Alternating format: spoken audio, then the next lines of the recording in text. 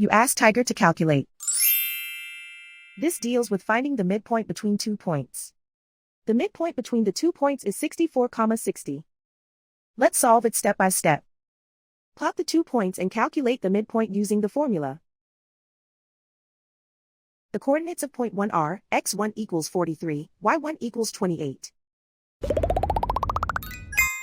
The coordinates of point 2 are x2 equals 85, y2 equals 92. PM represents the midpoint of the 2 points.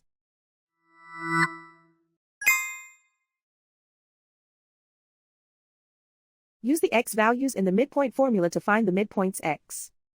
x1 equals 43.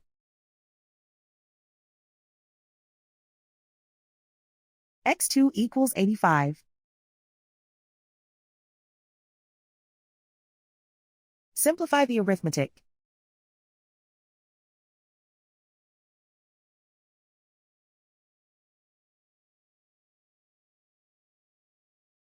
Use the y values in the midpoint formula to find the midpoints y. y1 equals 28.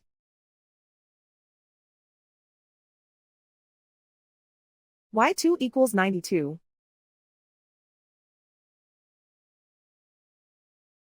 Simplify the arithmetic.